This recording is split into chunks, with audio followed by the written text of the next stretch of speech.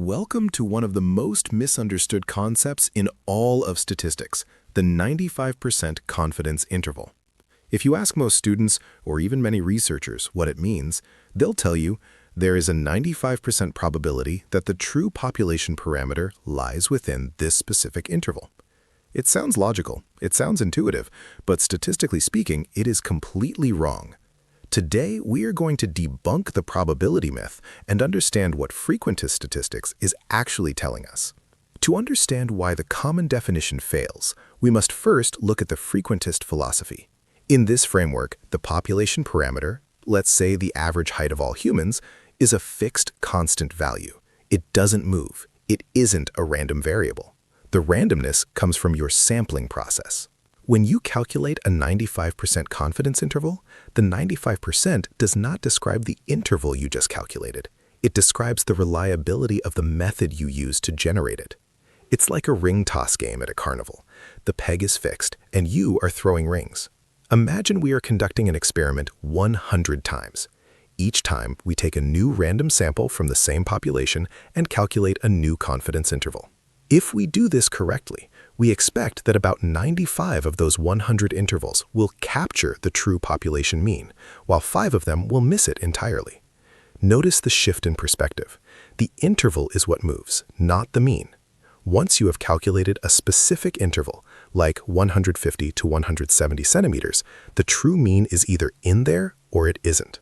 The probability is now 1 or 0. There is no longer a 95% chance. The confusion often stems from a different school of thought, Bayesian statistics. In the Bayesian world, we use credible intervals. Here, we treat the parameter as a random variable and the data as fixed. Only in a Bayesian credible interval can you say there is a 95% probability that the parameter is in here based on your prior beliefs and the evidence. But when you see a CI in a standard scientific paper, it's almost always frequentist. Mixing these up is like trying to play chess using the rules of checkers.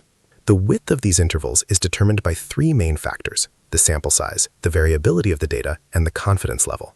A 99% interval is wider than a 95% one, because to be more confident in our process, we need a bigger net. However, a wide interval is often less useful. If I tell you I'm 99% confident the temperature tomorrow will be between -100 and +200 degrees, I am technically very confident, but my information is useless for planning your day. Precision and confidence are always in a tug of war. Why does this matter in the real world? Consider a clinical trial for a new drug. If the 95% confidence interval for the improvement in patient health ranges from -0.5% to +10%, it includes 0.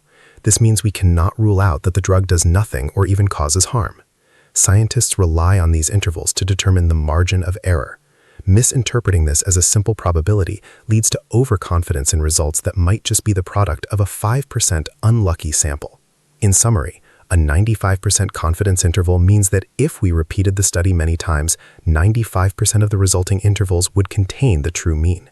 It is a statement about the long-term success rate of the procedure, not a probability statement about one specific result. To master statistics, one must respect this nuance. References: Gujarati D92, Essentials of Econometrics. Wasserman, L., 2004, All of Statistics, A Concise Course in Statistical Inference. John E. Friend's Mathematical Statistics.